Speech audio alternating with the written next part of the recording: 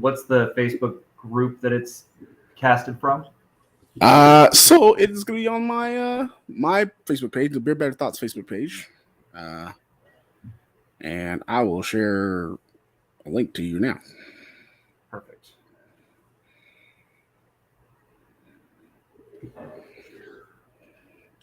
Well, if it we're going live. We're already up. Yeah, we're already live. I'm like, yeah. I'm like, all right, I gotta share stuff. I gotta get all this. I'm hoping the people get it. They get it. They'll figure it out.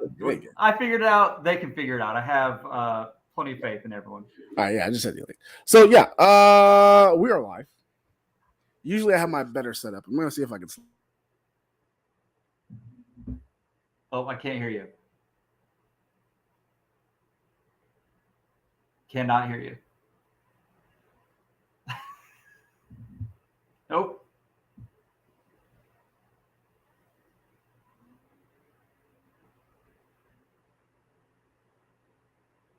No, sir.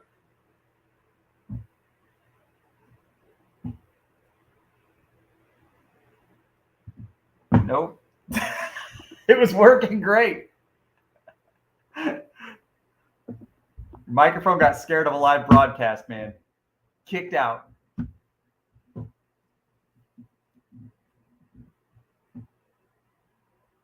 Oh, man, now it's just me. Carrying the whole podcast myself. Y'all are hearing this. Well, sorry, it's just me, I guess. It's going to be a boring conversation. It's just one guy.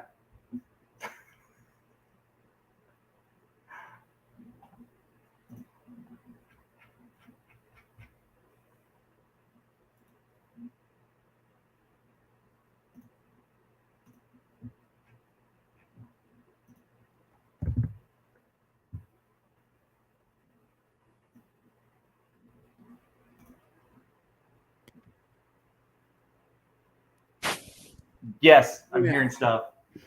All right. This is what happens when you have to move and have to change your setup at like the last moment or like the day of and you're going to a different coach. And I don't even know if people can even see me, but I'm going to see if I can shift and turn on the light. Maybe it'll help.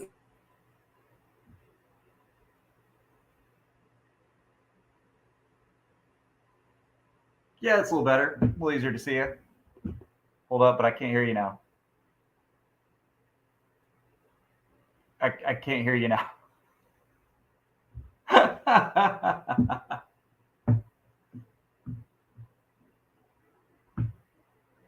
Nope.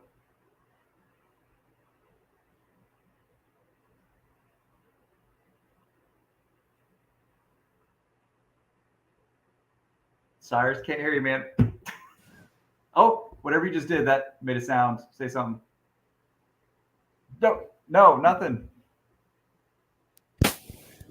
Yes. I'm not going to mess with anything after this. That's it. Yep. Nope. This is perfect. This is just where it's going to be. You're beautiful the way that you are. Don't change. Don't change a thing. Don't change a thing.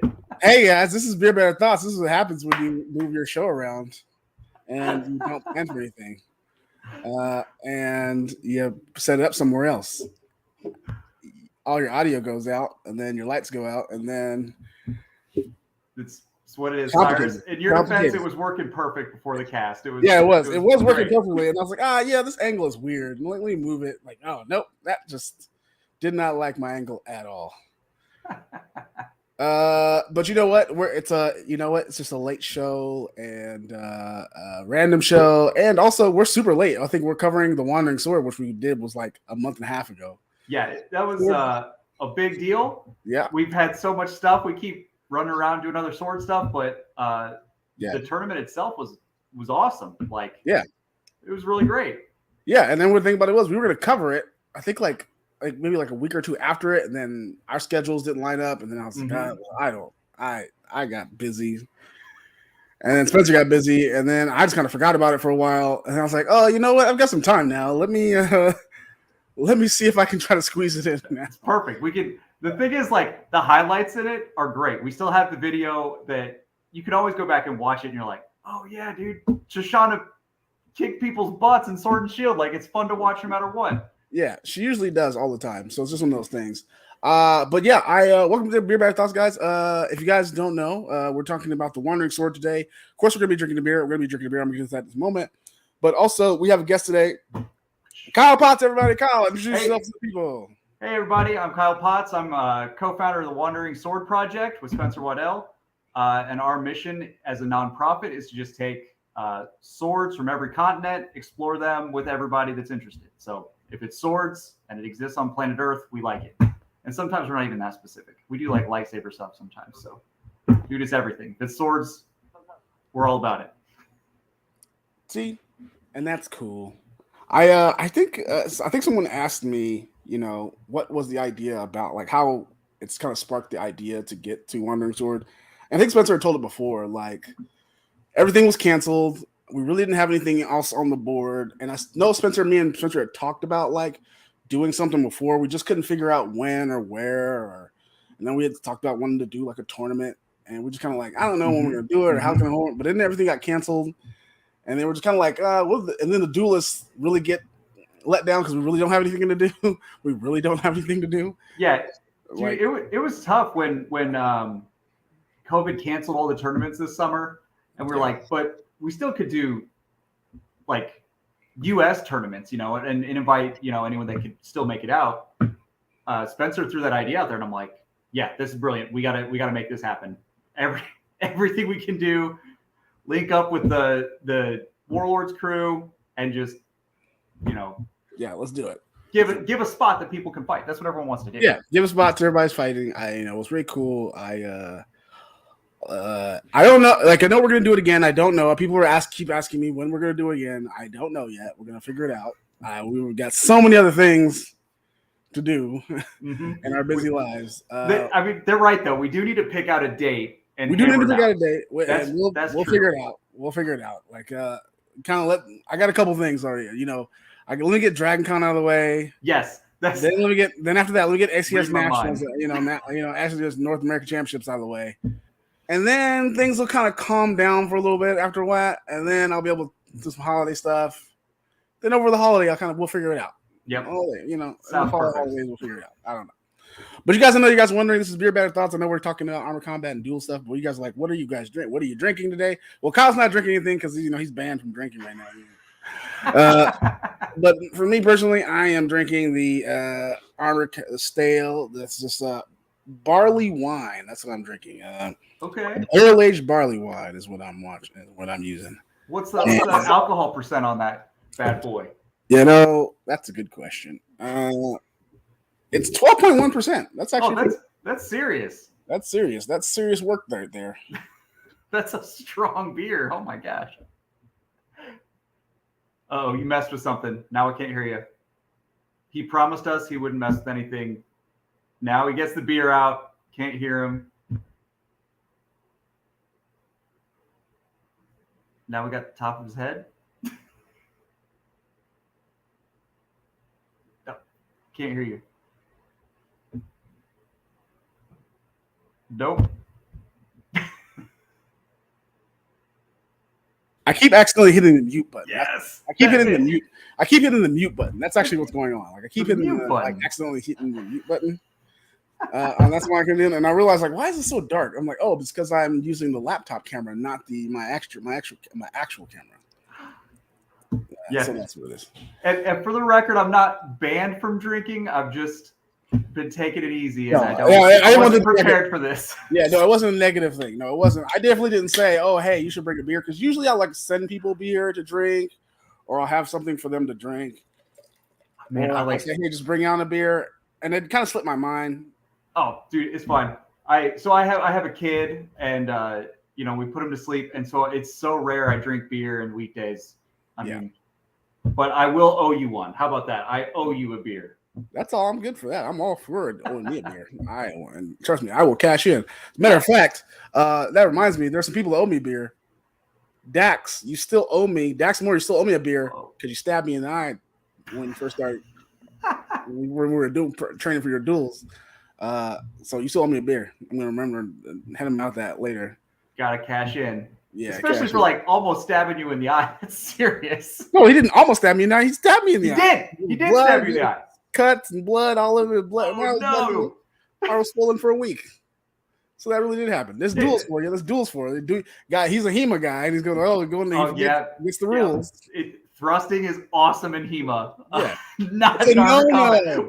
It's a big change there. The number one rule, no stabbing. Just can't do it. Can't do it.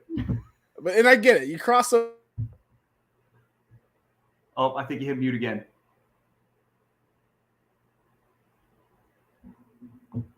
Nope. No, I keep hitting the mute button. There it is. It's like my mute button is on here. Is like it's in the extra camera. It's like very sensitive. The slightest touch and it just unmutes me. So have you done HEMA at all, or any other things, or is it just Armored Combat's your baby? No, Armored Combat my baby. Like I keep thinking about like, oh man, maybe I'll go do a HEMA class. There's a HEMA class sometimes on Saturdays, and they do it during the week at the academy. Mm-hmm. I always say sometimes, like, man, I may have interest in doing longsword every now and again, and they do have, like, very similar. Some of the long stuff, the techniques are a lot of the same. Yeah, there's a lot of carryover. A lot of stabbing part. Maybe one day, I don't know. As of right now, no, I don't want to do HEMA. Dude, that's fair. I did SCA Armored Combat for a really long time, and I was like, I flirted with HEMA, and I'm like, it's kind of cool. It's like similar. Some stuff's the same, and then it probably took me like 10 years to finally be like, all right, I'm putting on the mask and I'm going to just try their sport out. And I had a blast, but I had to focus on my thing first. Yeah. I had to get good at that. No, but before we get too far into today's discussion, I did want to thank today's sponsor, Sacred Hand Tattoo in Texas. Sacred Hand is a tattoo artist, private tattoo shop. By Milan Monet, tattoo artist. She's done all my tattoos. I would show all my tattoos, but they're on my legs. I got to get up. That's the whole thing. I'm not ready to show my legs right now. I just put on pants like 30 minutes ago. That's where my tattoos are too. I have a sleeve, or what, I don't know what you'd call it, a pant on my calf. Yeah, I've got several tattoos. Yeah, I've got. She did a great job, a cover job. I was actually her first tattoo way back. Oh, awesome! In college. And then we did a cover job that actually did very great work. You guys should check out Sacred Hand Tattoo. I pinned her website in the comments, so you guys can check that out. And she's also on Instagram at Milan Monet on Instagram. I'll put that in there too. I will. Sacred Hand Tattoos. She does great work. Private studio. Nice private studio. Get your tattoo. She's in and out pretty quick. Does great work. Right. So I appreciate Milan for being a sponsor this week. Try to get more sponsors. I've been doing pretty good with that lately. So that's awesome. And dude, everybody likes tattoos. So that's a great one. Tattoos. I've got to figure out my schedule when I can do my own, because I've got to kind of work that out. What do you want to get? I'm trying to. I've got one that we started a long time ago that we did like one part of and then just never finished. So just scheduling, like my weekday job, I travel a lot, so I don't really get that. And then her schedule. Yeah, you're a fighter too. Like I'm a fighter, so you're out for a few days after the tattoo. Yeah. And then I'm like, oh, then I don't want to get smacked on the leg or something. The tattoo, we'll deal with that. Yeah, that's the whole thing. So that's the whole thing. So we'll figure it out. We've been texting back and forth trying to figure out a schedule when we can finish that too. But it is a chess piece. It's like a chess piece, and we're going to have multiple chess pieces. Wow. Not a chess piece. Puzzle pieces. One puzzle piece, and then we've got multiple that are going to be around my legs. I'm just going to figure out how we're gonna do that. Finish that up. But I know, Kyle, you said you're a beer drinker, but just kind of semi-retired, casual. But when you do big drink beer, what beers do you try to drink? Oh man, so I stay away from IPAs. Like I never can be an IPA person. No judgment, just not for me. I usually go for like amber ales. That's like I know it's going to be good. I know if there's no risk there. It's going to be a good beer. So like I said, we're drinking barrel-aged barley wine. I do like my barley wines. This is wheat and whiskey. Aged 11 months in wheat whiskey barrels. So it's limited release. Got that strong flavor. Strong flavor. Actually, I do like this. I want one of these beers. Finkel and Garth. I actually do like this. This is actually pretty good. I do like my barrel-aged beers. These are the ones where I'm like, yeah, I've got a long work week coming up. I need a little bit of something to take the work off beforehand. I do like that, but no, I agree. I like amber ales. Amber ale's always like similar to barley ones, have like a lot of flavor, really solid. Mm-hmm. Yeah. Okay. And usually strong, but not too strong. Usually. Yeah, not like the one you're drinking. The one you're drinking strong. Yeah, there's Amber ale is usually going to be a step under. Yeah, I have a second one. I'm not sure if I'm going to drink a second one because I wasn't trying to get drunk today. I was just going to be like, I don't know if I'm going to drink this second one. I think I'm just going to make it this first one. Earlier before the show, you're like, yeah, I'll probably drink, I usually drink 2 or 3, and now you're looking at the alcohol content. I was like, yeah, probably won't drink. It's like 2 or 3 in one can. Yeah, that's 2 or 3 in one can. So I'm like, I'm like, what is my schedule like tomorrow? What do I really got to do? How early do I got to be up? Can I sleep in a little bit? Probably not. It's a Monday. Cyrus, what is your absolute like cheapest, boring, like worst beer that you actually like? Do you have one? Oh, you know what? I do. What is it? Cheap beer that I like. Yep. And I hate to. It's weird, and I'm a beer snob, right? Craft beer snob. That's why I asked you. You have a commercial cheap beer that I like, and I don't know why, and I will drink it, and that is Pabst Blue Ribbon. PBR, baby. Oh man, I will drink about 20 or 30, about 10 of those and get super drunk. It's super cheap. A PBR, hand me a PBR, and I will drink that. That's an excellent answer. Like, yeah. I like good beer. Yeah, but man, there's certain cheap beers that I'll just be like, I even almost would have said a Tecate Light, but even Tecate Light sometimes I don't really like. But what I like consistently will drink, regardless of the situation, a PBR. I will drink. Good to know. That's the country in me. I am from the middle of nowhere, Kansas, so the PBRs, that's what they drink. Yep, it's true. It's true. Budweiser, and Bud and PBR, Bud Light. Yeah, and if you like on the cheap beer section, if you compare a Bud and a PBR, it's a no-brainer. Like Budweiser, that's grandpa beers. It's grandpa beer, but at the same time, you get you where you need to be if you drink a couple of those. But then you need a little flavor, but you need a bunch of them. PBR, baby. Yep, dude, great answer. I have a beer recommendation if you're ever in Toronto, but I've got to text my friend to make sure that bar didn't close down during COVID. I'll find out, and if I can get you one, I will. You will. Best amber ale I've ever had in my life. I just got to find that bar name. No, I heard. So, like I said, we were talking about the Wandering Sword Tournament. I know a couple people have DM'd me asking, when we're gonna do it again. I know people have hit up Spencer and myself asking when we're doing it again. I'm not really sure. Like I said, I think there's a plan that we're gonna try to do maybe in January, but that's like it's still in the early stages of what we're gonna do. We're still kind of make it sure it's worth it, and making sure you guys still have the same amount of fun you guys had the last Wandering Sword doing it, bigger and better, but still have fun and make sure that it's still quality, right? So we're trying to figure it out, and we'll kind of post, myself and Spencer and even Kyle will kind of keep you guys updated on that as best we can. I know we're trying to make it, part of the Duels League. So we got certified, we got the blessing from Duels League. So it'll be a part of that, upcoming thing. We did talk about maybe including it into the IMCF rules. There are pluses and minuses to the IMCF rules. I'm Kyle, I'm not sure if you know the differences between the HMB rules versus IMCF rules. I'm definitely new when it comes to the rules for the armored combat sports. So basically, there's a couple of differences. Some of the big differences is the time limit for the HMB rules. HMB rules is typically, for the most part, 1 90-second round, except with the exception of the buckler. Buckler is first to 5, so that can go as long as or short as it needs to be. And then the pole arm is 2 rounds. It's like two 1-minute rounds or 2 90-second rounds or something like that. Okay. I can't remember exactly. And then typically IMCF rules is like best out of 3. Best 2 out of 3.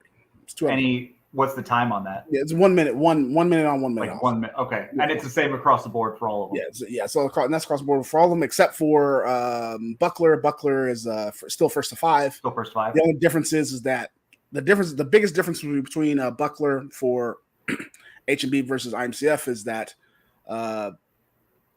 IMCF is only thing that counts is waist above. Okay, so you see a lot more of the like leaning posture. stance in that sport. more Okay, that makes sense. There's a couple of other small differences between each category, but for the most part, like polearm there's a difference with polearm, and you can be a lot more physical in IMCF rules. You can be a lot more, sometimes you can kick and punch and grapple a little bit more in IMCF rules versus H&B rules. H&B rules more so is a lot friendlier to size differences because you can't do the grappling and the kicking and stuff. Right. So if you got a guy who's Spencer size versus a guy who's maybe your height or even smaller, grappling's not my friend if they're bigger than me. Right. So it makes it evens up the fight, right? It makes it a lot more fair.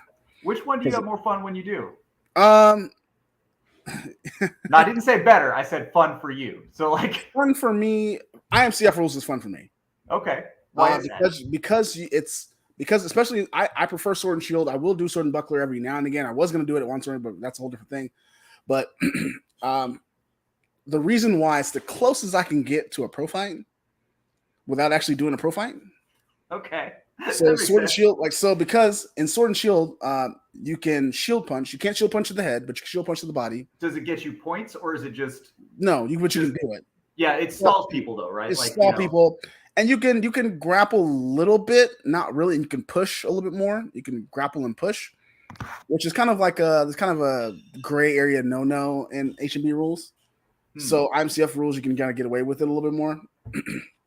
So that's why I prefer it. Interesting. And then also you can, let's say, a 90-second rule, 90-second round is cool because for time wise, but then IMCF rules, if I mess up, I have a chance to make it up, right? I can take a break. I can get some coaching from the side. Do this, do that. I can adjust, go back in. Maybe I lose that first round. I come back in, win that second round, make adjustment again, win that third round. So I can come back from behind easily. I can take a break to. You got those other rounds to come back. You got those other rounds. So absolutely. So that's kind of why I like IMCF rules better, and it kind of helps. And I even know that even Spencer prefers IMCF rules because once again he likes to get a little bit more physical. He doesn't have a problem. He likes to grapple. He likes to grapple. He doesn't have an issue about the technique and stuff. He likes to do that fine, but he does like to grapple. You can't blame him, man. He's so tall in real life that when we're on camera, I forget. I'm like, he's a normal sized dude like me, and then I see him in person, I'm like, oh yeah, dude's huge. Yeah. So it's just one of those things where he gets to kind of be a little bit more physical, and I get it. And I'm the same way. Depending, especially are people who are not as big as you. You get to do a lot of things. Mm-hmm. I was hoping to share the screen with the video I downloaded, but I guess it's not working today. No. It was just working a second ago. That's too bad. I'm going to show you guys some clips of some fights that I have. But can we reload it? Yeah, I'm going to see if it's on a reload here, and then hopefully we're going to get some kind of reactions there. And that's not pulling up here, so give me a second here. But I do know that a lot of people enjoyed it. I know a lot of people had fun, and I'm kind of happy about that. I'm glad a lot of people had fun at the tournament. And let's see if it's going to work now. Let's see here.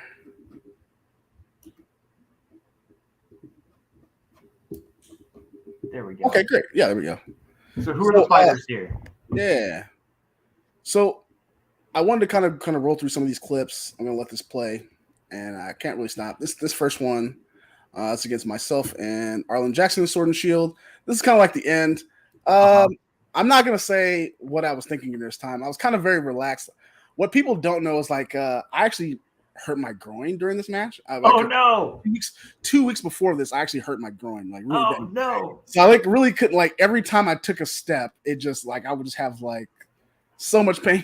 Now that you said I'm watching you, I can see it. You're I should step forward, but I'm good. Yeah. And somebody was somebody even messaged me. It's hey, you're really not moving that really well like you would. It's yeah, I pushed through it through earlier fight with Ali from Mexico. So I was man, I really got to give him the best I can.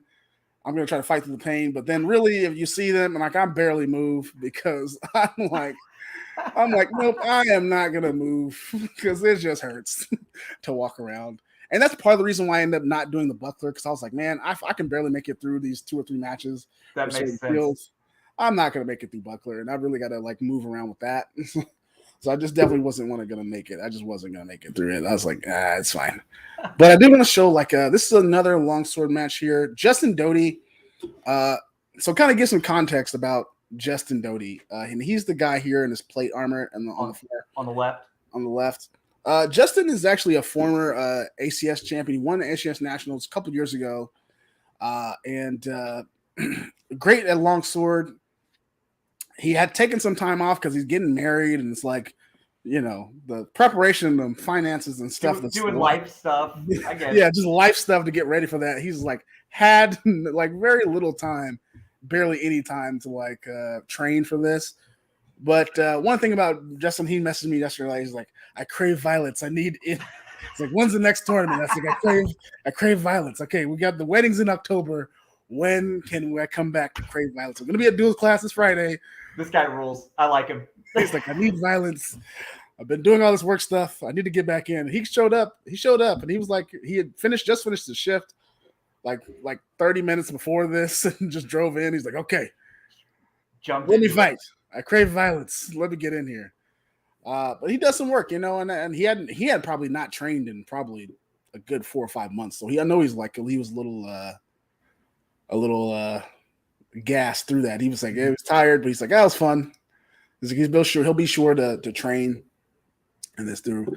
But I'm hoping that Justin will be back in his final form, at least next time, maybe next year's Wandering Sword Cup, he'll be back in his final form. That'd be awesome. Back to his Apex ship. I know there's we've had a couple people join as duelists that do longsword recently, so I know that he's like really great, eager to train with and get back into shape.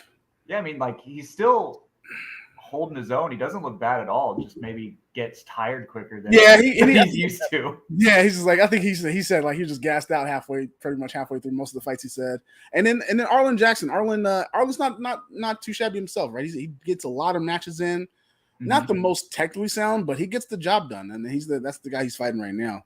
Work for it, that's for sure. Yeah, but he'll make you work for it because he's got a lot of energy, works out a lot, and he gets in a lot of duels rounds, and he does a lot of exhibition rounds. He gets a lot of those in, and then sometimes really with duels, some people will ask me, one of those things before I pause to get to this match because this one's high energy. I'll come back to that. We'll come back to that combo. But one of the things we talk about as duelists is that it's really one of those things where, as a duelist, it's one of those things where you learn some of the basics, you learn your footwork, you learn your pelling and certain things, but then a lot of it is just getting the experience, right? Yeah. And you just don't get as much experience, more experience than you do in actually fighting. Mm-hmm. And honestly, I keep telling people, I preach this. So I'm a big proponent of everybody trying duels at least once or doing a duels competition at least once in their armor combat career, because honestly, it has done a lot of things for even if your ultimate goal is to do pro fights, it still tremendously helps with that, regardless of what category you're doing, because you'll find out what your footwork is like, your cardio, how to adjust on strategically on the fly if you need to. Makes you think. You get good at countering. You get good at certain things. You'll find out what your strengths and weaknesses are. Easily from a striking perspective and from a cardio and footwork perspective, and it's just super helpful. Absolutely. And when it comes to pro fights, so I never. And then honestly, especially for a person like me who knew nothing about, I didn't even know. I had no idea. I heard of LARP and I heard of that, but I had no idea what. 2.5 years ago, 3 years ago, if you had asked me what SCA was or LARP or HEMA, what is that? I'd be like, what is that? I have no idea what you're talking about. I have no idea. So what did you start with? Did you start in duels or did you start in like the team fights? What was the first thing that you jumped into? So for me, I did it all, right? I just kind of did whatever the team was doing at the time. I started really focusing on duels because at the time, the Warlords is a really stacked team, right? And I knew that, like, man, I really want to do this and I want to go to competitions, but I don't know if I'm ever going to be on the starting melee team, and I'm not that good enough to do pro fights. I don't really know what I'm doing when it comes to that.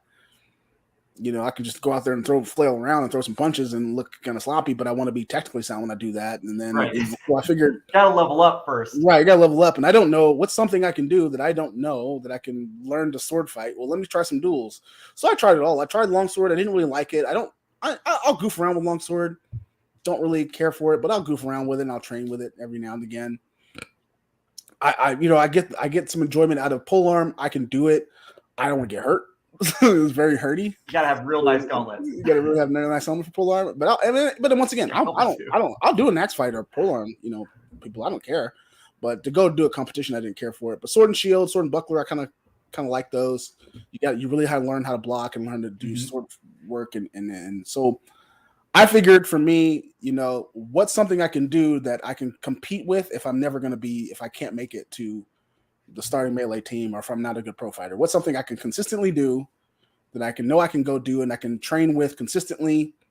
And even if I'm not on the starting team or training with the warlords, how can I still contribute to the Combat Academy as a whole? Is to do duels. And I'll do this. And, even if you have a pulled groin, you can still fight sword and shield. Yeah, even if I got a pulled groin, I can still fight sword and shield, and I can still do certain things. And that's what I thought about it. It's like, well, how can I still contribute? What can still be best for me? And then, how can I still best contribute to the team? Yeah, it makes a lot of sense. That's really cool. And then, if I can earn a title some here and there, and I can go overseas and cool and do my solo thing, it's cool. I know everybody focuses on the melees and things like that, and that's the showpiece, right? Duels is sometimes it's kind of boring. Depending who you are, duels might be boring. Depending. Yeah. No, I get it. With like SCA, it's really exciting if you're one of the people doing it, but I get why no one's like, oh, it's a tournament, we all got to sit down and watch it. It doesn't really happen. Yeah. It's great in competing, and then you'll see, and we're showing you the highlights, some highlights fights. You're like, oh yeah, this is good, but then you're watching as a whole, you're like, oh. Yeah, you'll see like one or two. Like invested, Yeah, you're invested. Yeah. So you'll see things. This next match, I think we'll go through. This comes out right in a second, and that kind of cuts through some of these clips. This is kind of pretty brutal. This is Dana St. Armand versus Christine. I think the Christine Napolitano. Yeah, and Dana is a blacksmith and just trains like longsword like daily, and is a blacksmith. So that's why you see like those very hard, long hurting shots. I know they're like really just hard with those. Yeah, that's trains. Fantastic. Yeah. But then the same Christine's though, super clean, been around for a long time, very accomplished fighter. And singles new. Christine's gonna be at Dragon Con. I think she's taking. Awesome! You're gonna be at Dragon Con. Pro fight like this. I forgot. Let's get this full plate kind of weird match with Elise Ellington, Spinebreaker. They're gonna do a match. But definitely some of these fights were like very, very close, very entertaining. And the part of the goal was that some of these fights we wanted to have like people who had like experience, right? When one has, because sometimes you go to these tournaments and you might see one or two of these people that you might fight regularly, and it still might come down to you too. But what if you had a tournament where it's like 4 or 5 or 6 of like the people that are consistent, right? That are usually consistently in those top 2 or 3 spots. That was one thing I think that you guys did a great job on, is finding real good high-end fighters that are similar caliber in a lot of ways. Yep. So that so many of the fights were fun to watch. Yeah. Like all those poleaxe fights where like poleaxe breaks. Yeah. Even I think I have a clip somewhere in here about that. Here's one. Yeah, here it is. And then this match, I don't think we see it in here, but in this match here, I think Austin breaks and Austin's a big guy in the black. I think in this match he breaks several polearms. I think he broke like 3, and we had to stop. So I think it stops a couple of times. I think that's why I don't have all of it, because we had to stop a couple of times because he broke his swinging, and then Zale. He's fighting Zale from Ursus, and Zale just breaks a couple of them just blocking. I think he broke 2 of them. Oh man! Because I think that's a sub. That's not even his. That polearm he's using right there, because Austin just broke 2 of them just by him just blocking. Just the power. So good. There was one where he broke it in the live broadcast that it's like a high angle, and you see him do the full pullback, and the whole thing just explodes. Yeah. It just awesome. explodes. And I think that happened against Charlie, and he was fighting Charlie with that one, and it just like boom, yeah. See those legs long, just whack. And Zale won that fight, but if you talk to Zale right after that, he'll tell you he didn't win. He won that fight, but he didn't feel like a winner at the end of it. Didn't feel like a winner at the end. Right? Did not feel like a winner at the end. It just wasn't a good time. He's like his hands were swollen. Even Charlie was having a tough thing. It was definitely a challenge. I do believe this is Bailey Neal from Canada, and I was very grateful. We had some people from Canada and Mexico come in. That was super great. Didn't see that coming, but thanks to Shoshana spreading the good word, we got some international fighters. So it ended up turning out to be an international duels tournament. Pretty good. North American duels tournament, and pretty good. And this is Laura Carnes. Yeah. On the Wandering Sword project, we pushed the female duelists like that. We were like trying to get really good female duelists to help represent. And both Shoshana and Bailey came on our show, and both of them were like super cool, chill people. And I had never seen Bailey fight before. Yeah. And afterwards, I'm like, she was so calm, so relaxed. And I see the videos. I'm like, nah, she's a beast. She's a straight up beast. Yeah, a super beast. I was surprised. I know. And then Laura Carnes, who she's fighting here, is typically a longsword fighter, but she's been trying to. She's been working on the sword and shield for a little while. Yeah, been dabbling in that. But great longsword, but definitely still trying to figure things, kind of getting things out with sword and shield. And that's a tough person to figure it out against. Yeah, it's a tough one. Definitely did great in longsword, but still needs a couple things. But still pushing and competing. I think she still even won a couple of matches. Oh, that's awesome. But she was fighting Bailey, then she fought Shoshana, then she fought Dana. So it's like it was that. Then she fought Georgina, H&B champion from Mexico. So it was just like the women's part of the duelist tournament of this was very high stacked and high caliber fighters, and that's what we wanted, right? We really wanted to make sure that we got the names and we got some competitors, and then especially I know Shoshana was happy because I know Shoshana was like really wanted to fight some people and like really consistently and consecutively to really show that she's the dominant person, dominant duelist in the US. She's training. She's training for it all the time. She's got a show. Yeah, she does. She doesn't that. We got a couple of matter of fact, here goes Shoshana right here. There she is right there. Yeah, I think we got a clip, and her just work is just incredible. And she gives me some notes, and she gives some notes, and I've adapted some things. Definitely that's in that that signature kind of far back stance. Yep, she's got the it's more popular in the European fighters. Yeah. And I wish I could fight like that consistently. Sometimes I can. I've been practicing it. So I might whip it out of Dragon Con. Just to test it out. I've been testing it. Shoshana's been giving me some points. She's been messaging. I might test it out at Dragon Con and see how it does. I don't particularly like it because I feel like I can't move around like I can't move. Yeah, around. It's different because we have a very similar style in the SCA. That's one type of style, and then there's kind of a more upright style. Yeah. And I've kind of practiced both, and I'm like, okay, I get why people do this. I get that. Go ahead, man. I will say the upright lean back style of Sword and Shield from FCA fighters I've seen doesn't work. Yeah, it works in their game. Doesn't work in this game. It doesn't work. I won't say what happened, but I will say that there's a footage of me beating the crap out of somebody who was a very highly skilled SCA fighter and Sword and Shield fighter. I won't say his names, but why not? That's what everybody watching wants right now. Let's just say just go back and if you find the footage of the IMCF championships back in 2020 that I won. All right, man. There's a couple people in there. There's a person in there. Wants to know, they can check it out. Yeah, it's all different sports, man. Whatever sport you're doing, you got to adapt for what it is. But the lean forward, it works really well here because you can throw a lot of things rapidly, and if you get hit once, it doesn't matter. Whereas SCA, you get hit, you got to reset. Just beautiful. And the thing about this is like this style that Shoshana uses, very beautiful, like flow. And shield work, the shield work is just like phenomenal. And I'm like, boom, just kind of that faint shot she does, kind of roll, bounce straight down into the, gets points. It's just like, oh man, I got a long way to go before I get that. Maybe one of these days. Oh, here we go. Here's a good. Here's Spencer. Spencer. I think this is like the one of two clips I might have of him. This actually might be the only clip I have of him for his fight. Yeah, and this is the championship. I think it's the finals for this one.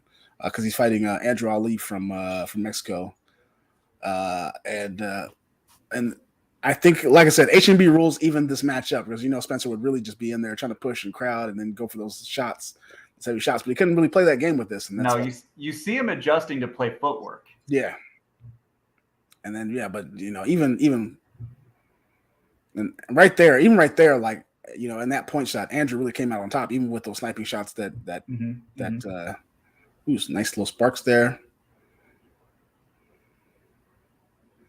They're kind of testing each other's distance. It was kind of still early in it, but it's 90 seconds. But throwing the picking at shots, picking those hand shots. Yeah, trying to get some easy points. Yeah, and that's the thing. Andrew kind of gave those up when he came in good, but then he still giving up a lot of those. I wonder how much energy he had after that big burst, though. That's a good question. Like if he burst all that energy and he's a little more tired, that makes it Spencer's time to pick apart on the long term. And I think until he gets frustrated, he's like, "Quit picking in my hands, dude! I'm coming in." Yeah, and the thing about it is, and those, I'm looking at it, he was coming out on top on those exchanges, but it's just those snipes, he just wasn't able to stop them. Those snipe shots, when he's going to those big exchanges, he's coming out on top. But they're costly, man. They're energy cost. Costly, and then Spencer just blocking just enough of them and coming in with those snipe shots, and then just couldn't come back from that. But I will say, Andrew cleaned my clock. I went back to watch the footage. He doesn't look bad at all. Yeah. And he definitely coming out on top still. You see Spencer getting a little frustrated with some of those stages. When he comes in with a dip, that's because he's realized he's like, oh crap, he's this is the pickoff game isn't working as well as he wants. Yeah, so he definitely realized, like, oh man, he keeps coming smacking me with those headshots. Like I need to do something, and he comes in with those ducks, and that's something as big as Spencer is. A big guy, you don't really see that, right? You don't see somebody just doing these full ducking motions. Yeah, Andrew got 2 in a row there. You can see Spencer's like, oh, no, got to shift that. That's not how I want to have it happen. And just ducks. He just really don't. Good work, Spencer. Yeah, good work. Because he realized, I think at that moment, he's realized, oh man, he's really like smacking me in the head. I gotta make sure I don't give up those. You said that earlier about getting the fights in as many as you can as possible. I think that right there is just Spencer's experience. He's fought a lot of fights. He knows, like, okay, this is was working. Now it's not. Got to try something new. Yeah, and then on top of that, he knows that those hand shots are worth 1 point, but those headshots were 2 points. Mm-hmm. So he's like, he's doing them. He's like doing that internal math. He's like, okay, I don't know how many of those hit, but I gotta walk by. I wasn't an A student in math, but I know that I don't like it. Yeah, it was like, let me duck a couple of those. Once again, this is Danny Arshamaran, Ace Eden, just power. But Ace really just pushing keeping that pressure on, Yeah, not even letting Dana just kind of boss around like that, and just kind of really coming in just really hard, keeping that pressure on, blocking a lot of quality shots, boom, really pressing, still coming in, top down, strikes, boom. That was a solid one. Still picks it up, boom, keeping the pressure on, and it's a good job. And I think that was a good job, like that she did that. Because I do believe that she still finished second, if I do believe correctly. If I don't remember the full placements. It's been a month. Yeah, it's been a month. But everybody knows who won. Everybody knows who won. Yeah, they know. We announced. We gave you guys credit. Yeah, and I think I have one more clip. That's all. Yeah, this one. Now, here is a lesson of. You know it's good when it's about to start and then the pause. Like, here's the lesson. Yeah, here's the lesson. Sometimes you can be the most technical fighter in the world, and you still have a decent amount of size on you and be technical. But then you have people like Austin who are just not as technical, working on it, but not as technical, but good enough technique-wise, with just enough power to make you not want to make you regret it. And I just guys want you to just watch this. Just watch it. Ooh. Oh, keeping up at first, right? And it's just at first, boom, and then boom, boom, bang. And they're taking tons on the elbow. Those add up, tire you out. Yeah. Tons on the head. And then they see the Austin. Oh yeah, coming back. Oh yeah. So you took a hard shot to the head. Boom, again. Did not like it. And it's just really just you can see he's feeling it right there. Uh-huh.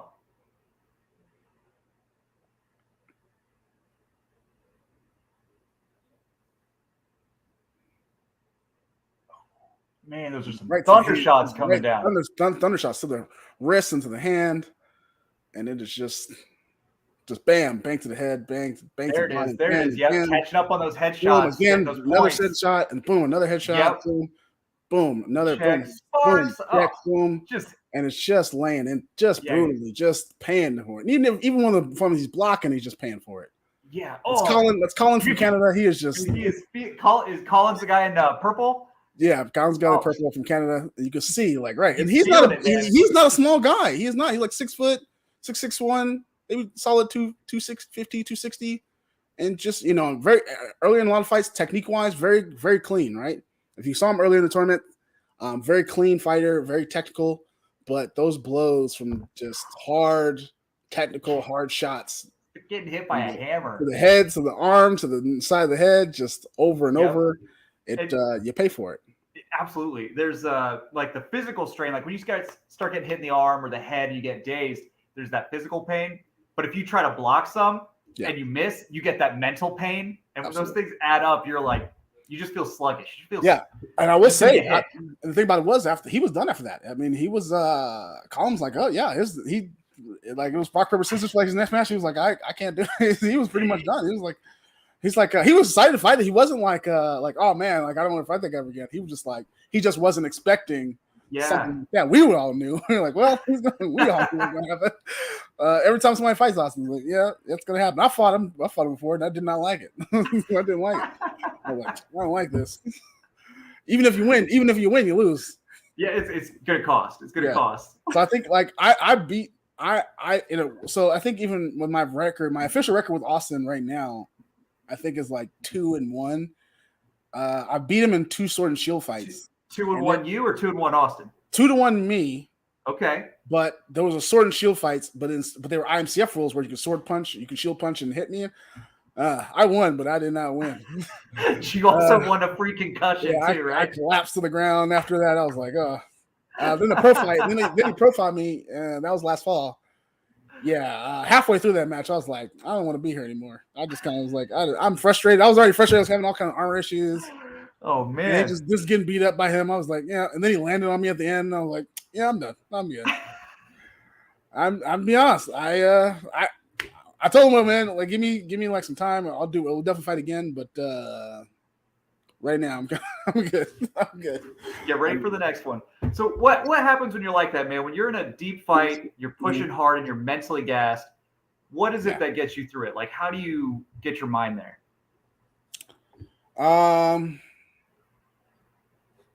Sometimes, you know what? Honestly, sometimes it's who I'm fighting will get me through it. Okay, like that guy's a big name, or what? You know that guy's a big name. You want to give it because you want to beat them so bad. Right. Or you just want, or it's somebody like, for example, I'll give my example. There's like 2 people. I've had like 2 really like 2 or 3 good fights like in the last year or so, like sword and shield wise for duels. Mm-hmm. I've had like one earlier in the year against Greg Fisher, and then Nick Homa. I had fought Nick Homa and Carnage. Nick Homa is really great duelist, do everything right. And I'm like, man, I've got to fight this guy. I've never fought him before. I've watched a lot of his clips. I want to beat him so bad, and I'm fighting, and he's throwing shots. I'm throwing shots, and then like the last like 15 seconds, I'm pushing through hard. And I'm starting to die out. I'm like, yeah, no, I still gotta push because I really want to make it as close. I want to make it like if I lose, I lost because like I tried. Like that 1 point, that 1 point. And literally the finish was a 3-point difference. Like, dude, that's so close. It was so close. We pushed it so hard, and he's so fast and like so great at like with his counters and stuff like that. I pushed it within 3 points. Same thing with Greg. Me and Greg don't even bother blocking. It's like it's one of those things where we block, but the shield is just kind of there just because we have to have it. But whenever we fight, it's like I think last time we fought, we were in Colorado. We were at Colorado or North somewhere. I forgot we were where, but it was the score was like 50, like 50s. We had like both like 50 something points. That's absurd, dude. Remember, one shot point is 1 point, and then one shot to the body and 2 hot sets or 2 points. Like, we're just at a minimum, that's 25 landed hits. It's a 90-second round. It definitely wasn't probably all headshots. Like that just doesn't happen. No, it wasn't. So it's like it's a 90-second round. It's H&B rules where we fought. And it's like, so dang, how many shots were you guys throwing? To 50 something points. We both got 50 something points. I think he beat me by like a couple points. I'm like, yeah. He's like, yeah. It's like, yeah, that sucks. All right. Well, okay. But it's like one of those things where it's like, and I was tired, he's tired, and we're just both like, wow, we're going, all right, here we go. Stop. That's awesome, man. There's some people, there's some people you'll fight, like, especially, that's why I like duels. Like, it's not extremely hurt, like pro fights is not about knocking you out or putting you down. There's some people like you can just fight, and you just fight for over and over and over again, and you just have fun with it. Like, that's why I said I posted that fight against Andrew Gnarly, and like, I didn't really care about winning. I was like, this is just a great fight. I watched that clip over and over again. I post it all the time. People were like, that's a great duel. Like, you can see you see his technique versus my technique. There's a lot of exchanges. There's points where he's like coming ahead. There's a lot of new techniques he did. And then there's a lot of, you get like the closer footage, you'll see where like even I'm pushing him. And even after him, we're talking about it after, he's like, never fought anybody. He's never fought anybody my size, a big guy like me who's like pushing him that far. And like he had to pull out like all the stops to like really. He's like, I've never had to fight somebody I've never had that hard to fight before. Man, that's great. Yeah, those are the best fights. He's like, I'm ready to come back. We got to fight again. Earlier, you said sometimes duels aren't fun to watch. If every duel was like that, they would be. Yeah, if you saw every duel like that Austin fight or like how me and Greg fight, like, and every single duel was like that, or even when you see like even Dana and Shoshana Dana with those hard power shots press, and then just Shoshana with the very smooth movements, boom, boom, boom. But it's consistent, right? It's like they might take like 5 seconds in between, but it's like this, and every single duel was like that all the time. Boom, boom, boom, boom, boom. You'd see people really get into watching it. You'd see me getting to watch it, right? Yeah. And I think that's part of the thing that we're trying to drive with Wandering Sword, right? You'll see these upper echelon, like these upper echelon fighters, or the people who are training to get to that point, and you'll see that, and that's what we're trying to get consistent with, right? Yeah, 100%. That's what we want. We want it to be a fun tournament for like fighters, but for everyone that watches. Everyone watches, and I know some people were, and now I think we ended up having like around 30 fighters in that, and I think we had a couple people dropped out last minute. We had Adam Harrigan, who can do duels because he's done like foam fighting, all those other things, and he does duels training with us just to kind of hopped in when one guy went down with injury, and because he's a good fighter, just a good fighter in general, and then he's got great gas tank and cardio. He was able to go toe to toe with even Spencer, and Andrew was like, yeah, I was like, yeah, I'll hop in. He fought everybody. He was like, yeah, I'll fight, and then even and Spencer was like, I almost lost that fight. That's like, I mean, he wouldn't say that he was going to lose, but he was like, I felt like I was in trouble for a second. He didn't say like I was. He wasn't going to say he was going to lose, but he definitely would say. He definitely. Would I don't believe that he would say that, but I definitely believe he'd come out and go, I was in trouble. Yeah, he said he was like, stone face it. Yeah, I was in trouble with that. He didn't say like I was going to lose. Like, oh, you could have. I was in trouble with that one, but like, he would never say I'm going to lose. But before we continue talking about that, I wanted to introduce a new segment I like to call, and let me get it up here. Let me pull it up if I can. This computer is not navigating this thing is not the best. I'm still learning. I'm using StreamYard, so it's kind of one of those things. I'm still learning, y'all. Dude, it's how it goes. Okay, gonna put it up here. And a segment I like to call Celebrity Armored Combat. Oh, Celebrity Armored Combat. Yeah. And then I've got 2 people here. And you're gonna decide, and I'm gonna decide. I'm gonna pick a category they're gonna fight in duels. Okay. Decide, and then you're gonna kind of debate what the outcome of that fight would be.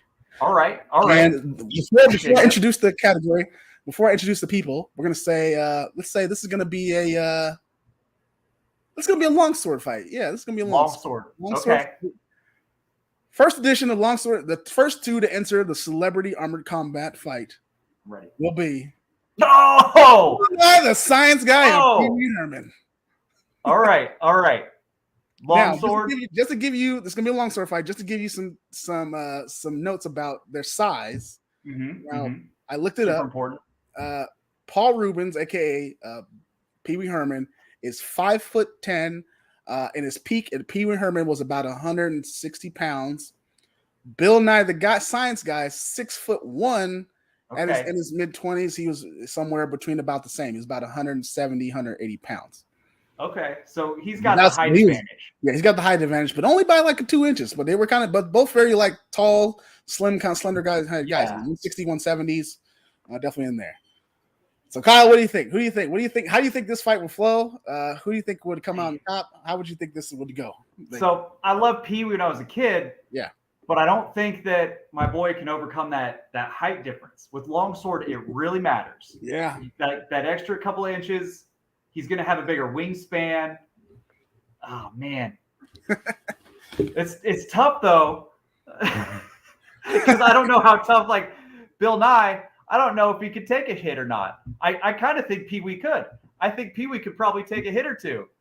I think it could. Here's the thing. I'm gonna give it. If it was me, I'm gonna give it to Pee Wee Herman. You know why? Why is that? Pee Wee Herman has that cardio. You know why? Because he always had that bike. He was riding that bike all over the place, everywhere. He ride for miles and miles and miles across the country if he had to. He's got that cardio. His dance numbers, they last forever. He got that footwork. Dude, you just won me over. Here's how I think the fight would go. I think Bill Nye, early lead, he'd have his range, but he wouldn't have the longevity. Yeah, he's trying to get those. Take it in the second half. Yeah, he's trying to take those little that similar style how Spencer did. Trying to get those long sniping shots real quick, kind of real smooth, pop, pop, pop. But then with that footwork, Pee Wee comes in with that little footwork dancing. Comes in right. Yep. Comes in because that cardio starts rushing him. Boom, he takes it down. Pee Wee's got the dance moves. He does like the hand thing. Yeah. I bet Pee Wee would be able to learn like the back blade strikes with longsword really quick too. Sure. You convinced me. I changed my answer to Pee Wee other than the first 20 seconds. So it is official. Pee Wee Herman, the first champion of our simulated guesstimate of Celebrity Armored Combat. Yes. Pee Wee Herman. I wanted to try this because I was thinking about this the other day. I was like, let me bring this new segment on. I do a lot of things with beer related. Well, let me try something new. Celebrity Armored Combat. That's my whole thing. Maybe I can get a computer simulator or something like that. Maybe I can get have like a set of metrics that we can compare them on. Yeah. Make it official looking. Yeah. Like I'll put on a lab coat and some goggles while I tabulate the numbers. If anyone ever watches, I watched this thing that comes on. I've been watching it for years. I've been watching it forever. What's it called? Death Battle. Yeah, Death Battle. You ever watch Death Battle? They take like comic book characters or anime characters or whatever from just different universes, and they'll make them fight, and they'll have like a whole generator, and they'll make scientifically why they win, or they have like a Goku versus Superman one. Yeah, Goku or Superman. I'm in this. I'm so invested in this right now. I caught one was like Hulk versus Broly. Like it was just like so many different things. Like Thanos versus Darkseid. Like it was just like so many things. So yeah, Did Darkseid win that one?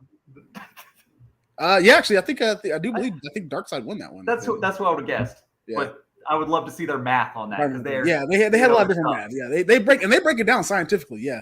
So Pee Wee Herman, our first Armored Combat celebrity. I'll come up with some cool.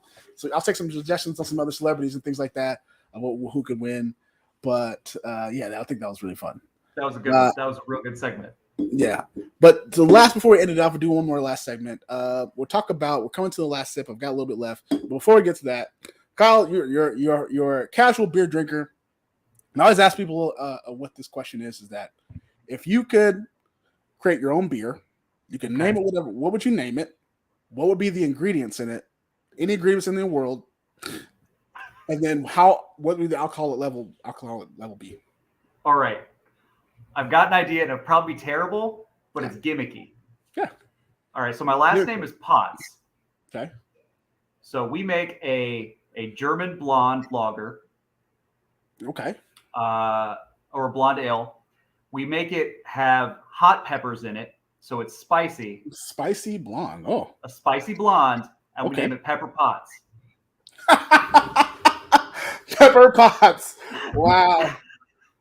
That's literally my first idea off the top of my head, so it might need some workshopping, but that's where we go with it. Pepper pots. Pepper pots and spicy blonde. What's the alcohol level? What's the ABV level on that? Oh man, I want to say it'd be real high, but honestly, with blondes at like 5-6%, that's where you want it. You know? That's nice. That's nice. Wow. Yeah, no, I like that. Pepper pots. I like that. That's dope. But yeah, no, we had a lot of viewers today. We got a lot of likes today, so I'm pretty proud of that. Once again, before we wrap up the show today, I want to thank Milan Monet at Sacred Hand, Texas. You guys see it's under there, the little banner right there for the, her website. You can check that out. She does great tattoo work if you're in Dallas, Dallas, Texas area, but she does travel. I know she does work sometimes in Oklahoma City, Denver, Vegas. I know she's done some stuff on the East Coast. So you can always message her on her website. I know she has links to her Instagram and are on her website as well. Check out her work. Been friends for a long time. She does really fantastic work, and I'm very appreciative of her sponsoring the podcast for the next 2 episodes. We've got another sponsor coming in.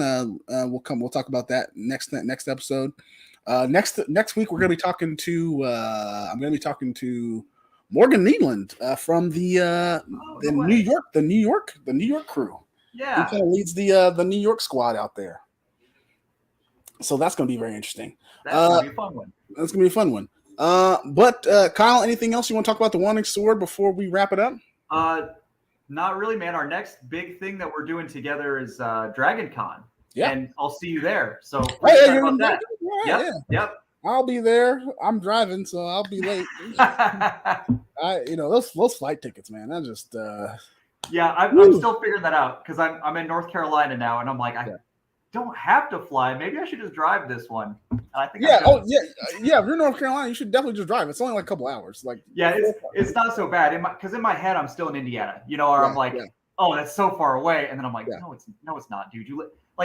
I live like 3 hours from the beach now. Like, when I'm from Indiana, the beach is like a crazy place that you could only go on a special vacation.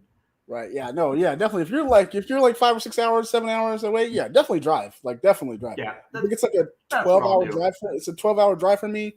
I split. Me and one other person are driving. I was like, I was gonna fly, but I was like, man, I've got to bring so much stuff. I've got to the ticket prices are super crazy right now. Armored combat stuff. It's so hard to fly with. It's so much easier to drive when you can. It's just we're driving again. And here's the thing about it. This is the first time I've driven to I think for anything beyond outside of the state of Texas. I think I drove to one thing. Yeah, everything. Yeah, I drive to stuff in Texas, but everything else I will fly to. Because I had lucky enough. I had the American Airlines certain status. So I didn't have to pay for my pads. All right. All right. Cool. I don't have to worry about it. Now I've lost my status now, so I'm like, well. No. I need to save some money, and so I'm driving. And the tickets were $400, and then if you had to I was gonna have to bring a third bag, my weapons bag. It was gonna be another. Throw another 50 on there. Yeah, $150. Oh, each way. Oh. So I was like, that's do the math. That's $700. Yeah, that's it. That adds up. That adds up. So I was like, that's dry. I was like, oh, I'm gonna rent I can rent a minivan for $200. $150 in gas. I marked out the tolls. Yep. Oh, $150 in gas. Way to go, man. I'm just gonna do that. That's the way to go. Yeah, I'm just gonna do that. I still save money.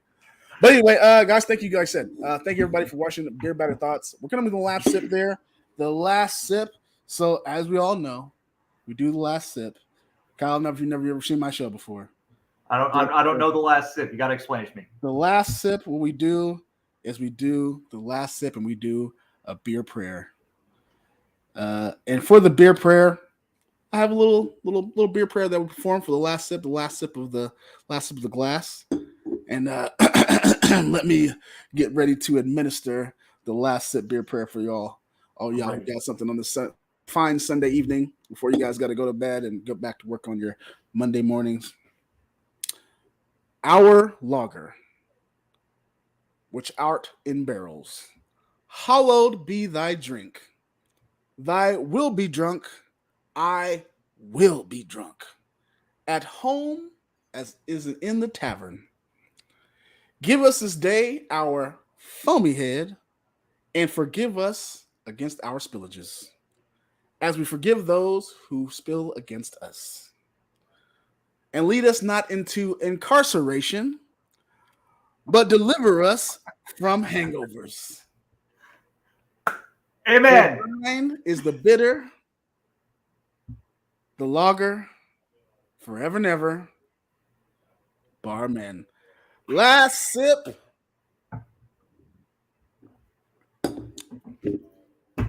And we're out of here. Kyle, thank you so much. Hey, thanks for having me. Big Bad Thoughts is over with. Go to sleep. Go to bed. It's Sunday. Go to work. Bye, guys.